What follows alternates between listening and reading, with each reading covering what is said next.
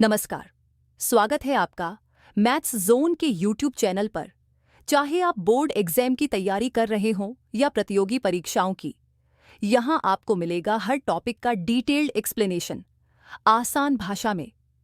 तो चैनल को सब्सक्राइब करना ना भूलें और बेल आइकॉन को दबाएं ताकि आप कोई भी नया वीडियो मिस न करें। आज के इस वीडियो में हम कक्षा 12 के प्रायोगिक भौतिक विज्ञान के प्रश्नों के बारे में पढ़ेंगे। प्रश्न: प्रिज्म क्या है? उत्तर: प्रिज्म एक पारदर्शी त्रिकोणीय कांच का ठोस पदार्थ होता है जिसकी दो विपरीत सतहें समतल और त्रिकोणीय होती हैं। ये प्रकाश को अपवर्तन के माध्यम से मोड़ता है।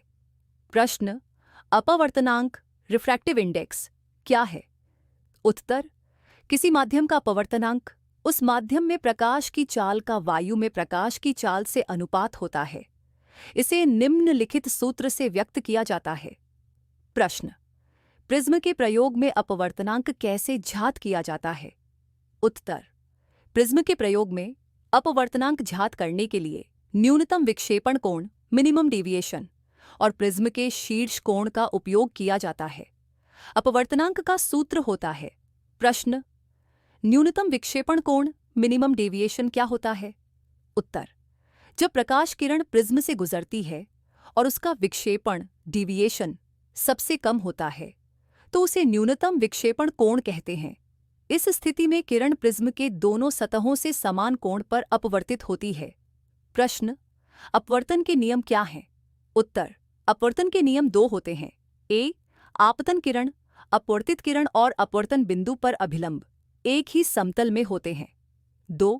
आपतन कोण और अपवर्तन कोण के साइन का अनुपात स्थिर होता है जिसे उस माध्यम का अपवर्तकांक कहते हैं। प्रश्न: प्रिज्म के शीर्ष कोण एंगल ऑफ प्रिज्म का क्या महत्व है? उत्तर: प्रिज्म का शीर्ष कोण वह कोण होता है जो प्रिज्म की दो अपवर्तक सतहों के बीच होता है।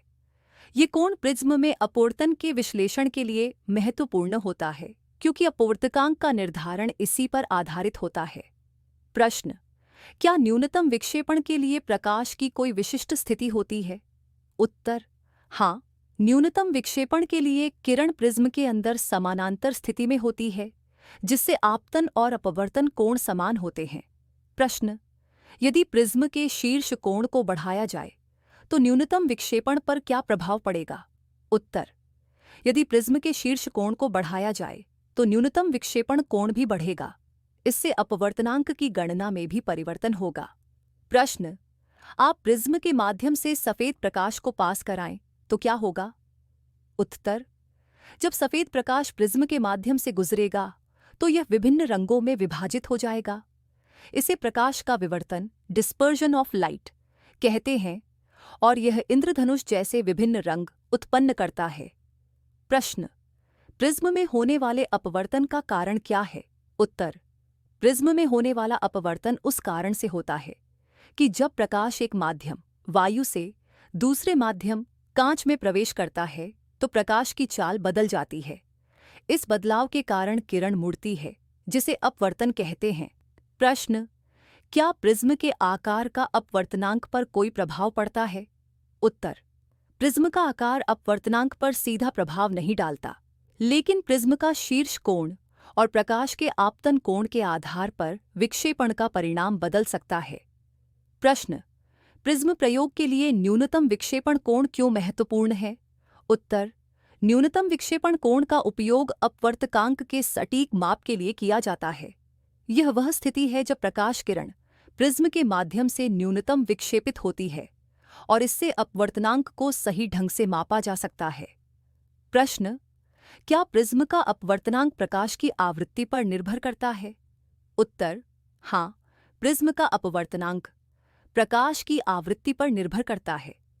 विभिन्न आवृत्तियों का अपवर्तनांक अलग अलग होता है जिससे प्रकाश विभाजित हो जाता है।